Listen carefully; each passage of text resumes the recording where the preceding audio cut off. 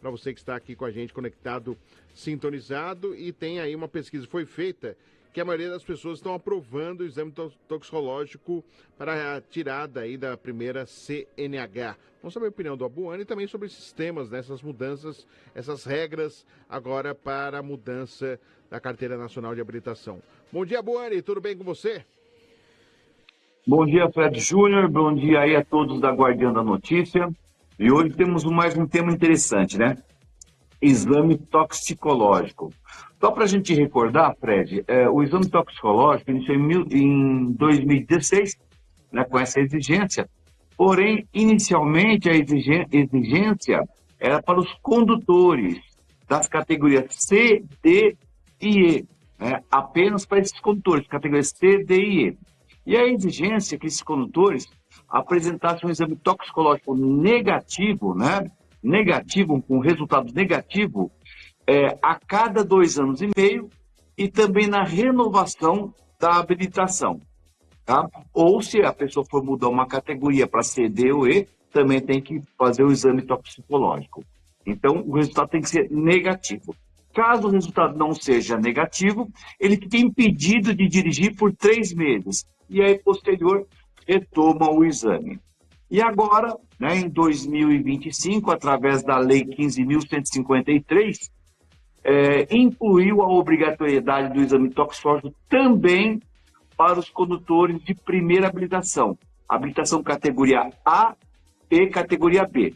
Mas qual é a curiosidade nesse caso da primeira habilitação? Percebam, os condutores categoria C, D e E fazem esse exame numa constância de a cada 2 anos e meio e também na renovação.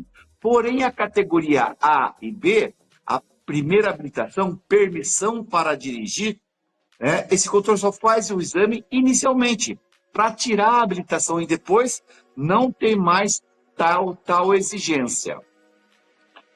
Então, nós ficamos pensando, né, no que isso irá amenizar a questão da segurança do trânsito. Eu faço inicialmente e depois não tem mais exame nenhum ao decorrer de toda a minha carreira como motorista, né? Na categoria A ou na categoria B de bola. Porque a constância do exame é só para a categoria C, D e E. Então é uma questão que a gente começa a pensar, Fred, né? Porque cria-se mais uma taxa, cria-se mais uma burocracia para quem está pretendendo tirar a habilitação e no que isso reflete na segurança. Eu acho que tinha que fazer um estudo mais aprofundado para analisar melhor essa lei, né? Esse é meu ponto de vista. Lembrando que o exame é pelo pelo e pelo cabelo e tem uma janela de detecção se a pessoa ingeriu ou fez uso de droga ilícita dos últimos 90 dias, né? A data da realização do exame. Então, existe realmente essa atual exigência. Foi uma lei que veio agora no ano passado, em 2025, Fred. E só um detalhe, claro, a gente vai falar um pouquinho mais desse detalhe do exame toxicológico, mas olha só o que o Ministério dos Transportes informou em nota, Abuani. Apesar da sanção da lei, o Ministério dos Transportes informou em nota que a implementação da exigência para as categorias A e B está em fase de avaliação. Entre os pontos avaliados está aí o impacto ao cidadão e a capacidade da rede laboratorial para atendimento da demanda, os fluxos do processo de habilitação, possíveis reflexos na segurança viária e a integração aos sistemas existentes. Até a publicação da norma complementar pelo CONATRAN, permanece a orientação aos DETRANs estaduais para que não seja exigido o exame toxicológico na primeira habilitação das categorias A e B. Ou seja, primeiro, eles fazem a pesquisa para validar, inclusive, 86%, estou vendo aqui a pesquisa, ó, 86% aprovam. Em cada 10, 8 são favoráveis aos exames. Eles colocam aí exatamente a rádio agência, a agência nacional, a comunicação federal, inclusive, né, oficial do governo federal. Eles colocam a pesquisa validando aí essa exigência, e não sou contrário não, mas só para vocês entenderem, validando a exigência, mas ao final, lá no parágrafo, lá no final, que ainda não está regulamentado, não está autorizado e não é, os DETRANS, a informação não é para exigência para a categoria A e B do exame toxicológico, viu, Abone? Não, mas percebam, né? O próprio governo orienta para não cumprir a lei, né, Fred? Aprovam a lei, agora você não cumpram a lei. Realmente isso foi uma grande polêmica no Congresso Nacional, né? Apresentado esse projeto de lei, se eu não me engano, veio em 2021, o projeto de lei, e aí o presidente da República vetou o projeto. O Congresso aprovou, vetou, e o Congresso derrubou o veto do presidente, né? E aí sim se tornou lei mesmo com a derrubada do veto do presidente da República. E agora a orientação que você nos acaba de nos trazer é que o próprio governo diz para não cumprir a lei, né? Bom, muito estranho. Mas o que eu analiso com esses 86% de aprovação, Fred? Muitas vezes, realmente, é uma sensação de segurança viária, né? Nós vamos verificar quem está dirigindo, vamos submeter os condutores inicialmente a um exame toxicológico para poder dirigir com segurança em via pública. Mas, Fred, vamos pensar, a partir do momento que ele se habilitou, ele não vai mais ter a obrigatoriedade de fazer o exame toxicológico. Será que esse condutor poderá fazer o uso de droga ilícita? Lógico que sim. Então não tem o controle. O controle é só para habilitar, mas para conduzir o veículo em via pública não tem controle e não temos fiscalização em loco, no local, nas vias públicas, nas rodovias, de uma fiscalização para constatar se o condutor ingeriu ou fez uso de droga ilícita. Não existe esse tipo de fiscalização. O Inmetro até hoje não homologou o equipamento. Então, no meu ponto de vista particular, cria-se uma burocracia que não vai refletir nada na segurança do trânsito em via pública, né? Por quê? O condutor, a exigência é para ele se habilitar, não para ele conduzir. A partir do momento que ele está habilitado, ele pode conduzir qualquer tipo de veículo e fazer o possível, né, uso de droga ilícita, Fred. Então, realmente é uma lei aí que a gente, né, gostaria de entender melhor a motivação dessa aprovação desse projeto de lei e, mesmo assim, a insistência do Congresso em derrubar o veto do presidente da República. E até sobre isso, né, Abone, assim, na sua avaliação, o ideal seria, claro, na primeira habilitação que fizesse o exame e tivesse a cada renovação ou a cada período, olha, você de 3 em 3 anos ou de 1 em 1 ano, tivesse que fazer esse exame toxicológico, se acha exagerado, como tentar fazer com que exatamente as drogas ilícitas não estejam presentes no trânsito, né? No sentido do motorista de ter esse uso e estar aí munido, pilotando um carro, né? Um veículo, né? O que seja. Qual que é a sua ideia? O que você pensa? O que seria o ideal, Abone? A gente sabe que às vezes o que a gente pensa como ideal é apenas um sonho e não acaba acontecendo. Mas o que seria ideal nesse momento para a gente tentar trazer e entender essa, eu não vou falar forçação de barra, mas a partir do momento que você solta uma pesquisa, que foram ouvidas aí bastante pessoas, até eu estou vendo aqui o número de pessoas ouvidas, são 2.000 pessoas em 129 municípios do país, ou seja, uma pesquisa ampla, uma pesquisa séria, né? Em que você mostra que as pessoas são favoráveis a esse tipo de exame, mas como não só parar por aí, só na primeira habilitação, e sim na sequência você ter um acompanhamento, porque do que vale só para a primeira habilitação, se depois você está liberado, se quiser usar, está beleza, não tem nada, ninguém fiscaliza e está tudo certo. Ou seja, qual é a lógica só da primeira habilitação e não só para a sequência da vida do motorista?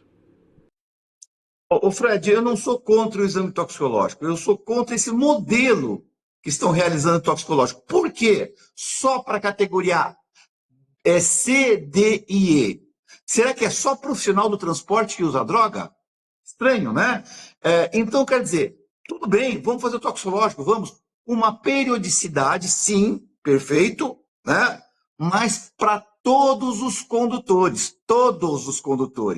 Categoria A, B, C, D e categoria E. Não só para trabalhador de transporte, não só para uma primeira habilitação. E detalhe, homologar os equipamentos que possam fazer a medição se o condutor ingeriu droga ilícita ou não, e fiscalização em via pública. Aí o negócio fica sério. Agora, essa forma, Fred, esse modelo que está o toxicológico, eu sou totalmente contra.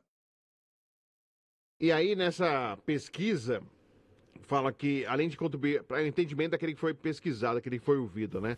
Para quem foi ouvido, eles acreditam que 68% a aplicação do exame contribui para o combate ao tráfico de drogas e ao crime organizado. Não sei, eu acho que às vezes o cara está usando o uso recreativo. É claro que você, coibindo, você pode tentar diminuir, mas você não vai combater o tráfico de drogas em relação ao motorista de uso recreativo, mas tudo bem. Mas é a opinião das pessoas, 68% eu acho que Sim, lógico. dá um combate ao tráfico de drogas ou ao crime organizado.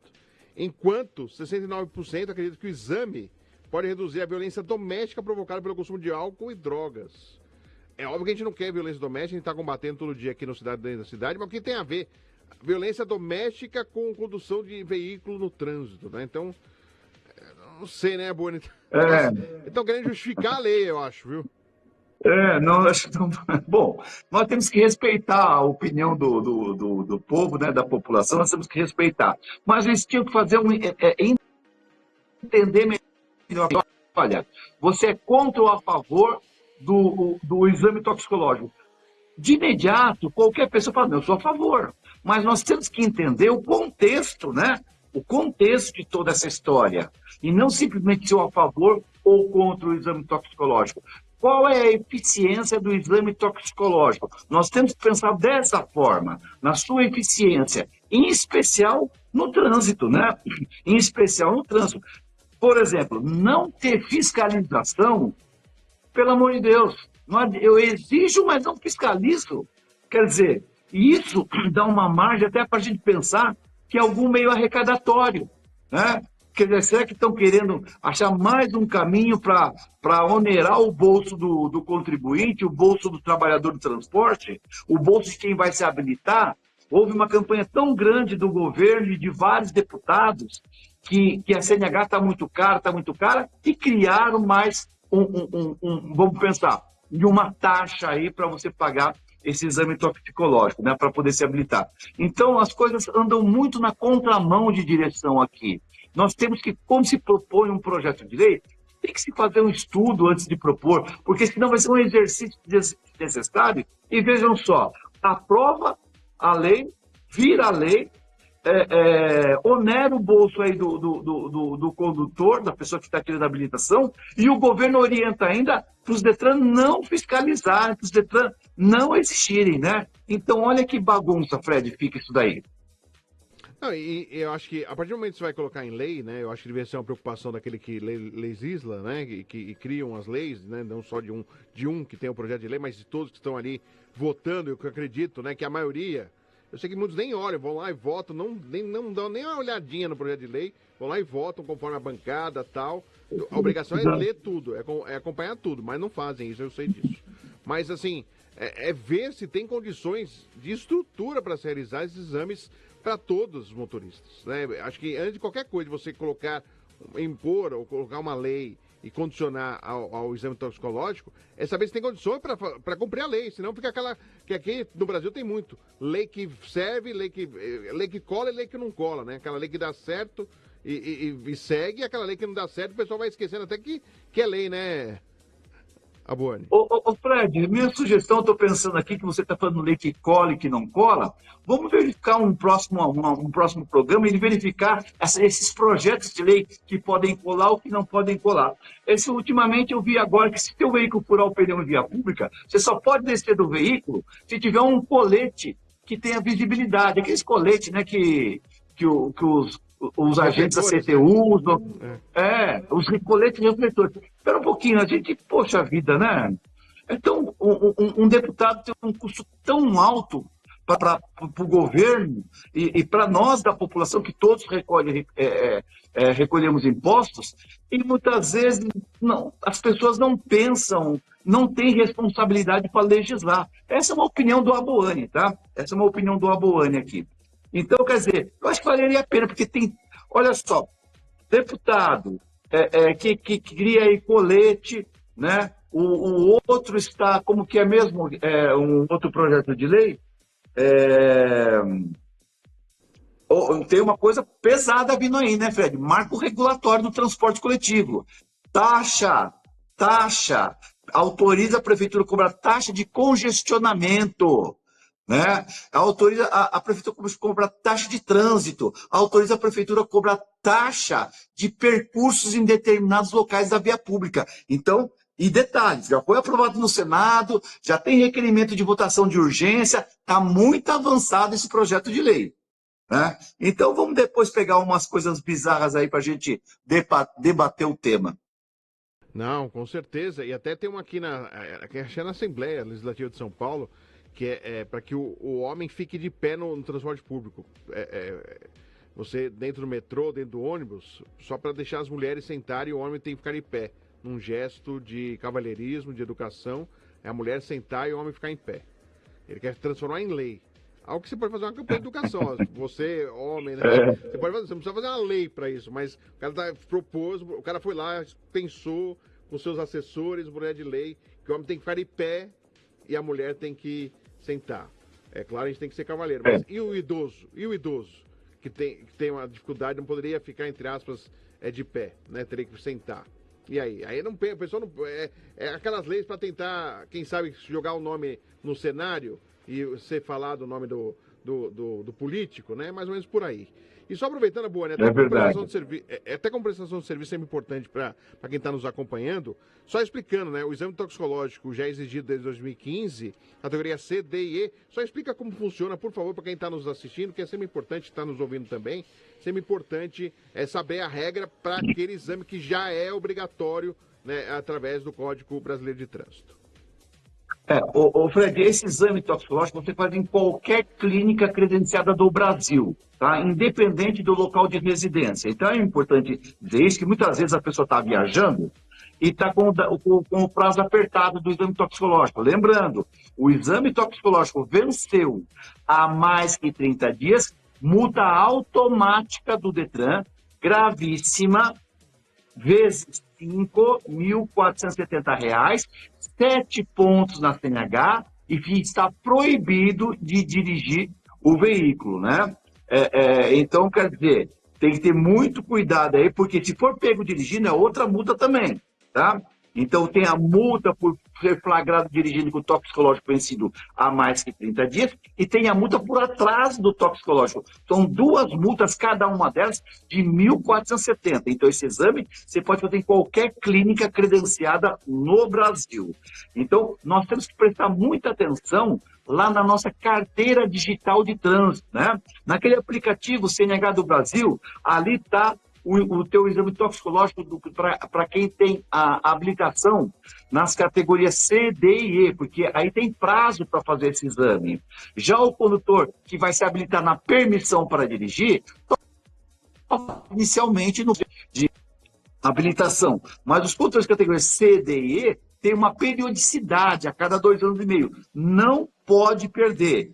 Lembrando que o exame é pelo pelo ou pelo cabelo, né, que se faz este exame, recolheu o material, a partir do dia da recolha do material, né, do pelo ou do cabelo, esse condutor não pode mais ser multado. Ah, mas atrasou um pouquinho o resultado. Você não pode mais ser multado a partir do momento que você recolhe o material para o exame toxicológico, né, Fred? E lembrando, Fred, também, mais uma vez, que a gente fala de primeira habilitação, permissão para dirigir.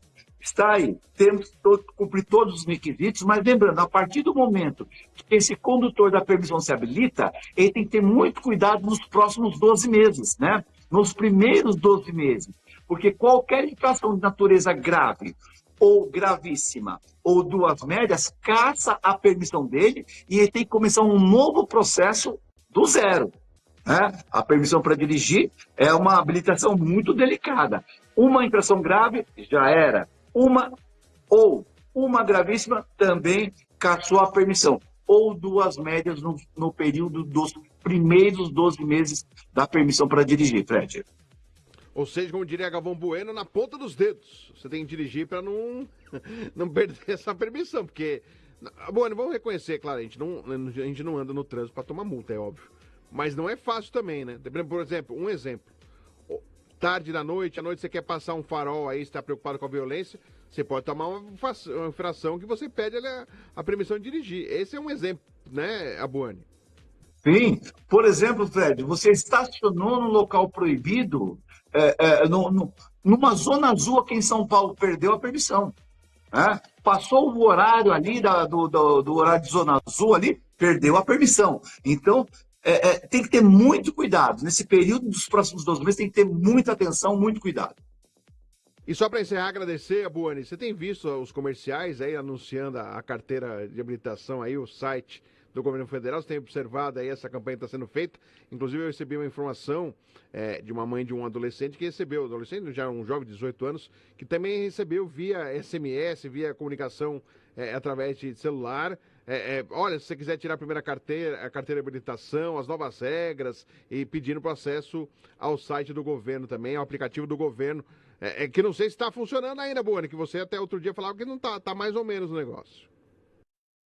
Não, realmente não está funcionando ainda, Fred. Inclusive, fiquei sabendo que o Senatran fiscalizou o Detran de São Paulo, exigindo que se cumpra a resolução 1020, que regulamentou esse novo processo de habilitação, né, Fred? Então, quer dizer, agora, segundo informações também, um comunicado que eu vi nas redes sociais, na internet, inclusive, é que o Detran começa a partir de 1º de maio. Então, vamos aguardar 1º de maio para ver se realmente esse novo processo de habilitação no estado de São Paulo começa a funcionar, né? E já que o Detran fiscalizou, ou melhor, o Senatran, lá em Brasília, fiscalizou o Detran de São Paulo, por que também o governo federal não cumpre a lei? Cadê a CNH social, que é aprovado no ano de 2025, CNH gratuita para os condutores ou melhor, para as pessoas do CAD único, né? Pessoas de baixa renda, vai ter uma CNH totalmente 100% gratuita. Aqui no nosso estado, não começou nada, Fred. Muito bem, Abuane. Então, dia 1º de maio, eu vou fazer questão de olhar lá para ver se está funcionando, está tudo certo. Mas, Abuane, mais uma vez, muito obrigado por participar aqui, né? Sempre aqui com o quadro O Código da Cidade, toda quarta-feira, 8h30 da manhã, a Abuane está aqui com a gente com temas, e aquilo que eu falei, o que não faltam são temas, não terminam os temas relacionados ao trânsito, ainda mais aqui o trânsito do Brasil, o trânsito de São Paulo, por exemplo, né? Aqui o Cidadão da Cidade fala das coisas de São Paulo, então não é fácil o trânsito na capital paulista e tema é que não falta. Abuane, ótima quarta-feira, bom dia, então até semana que vem, hein? Até lá, Fred. Excelente quarta-feira. Valeu, muito obrigado, Abuane, participando aqui com a gente no quadro O Código da Cidade, toda quarta-feira, participando aqui exatamente no Cidade Dentro da Cidade.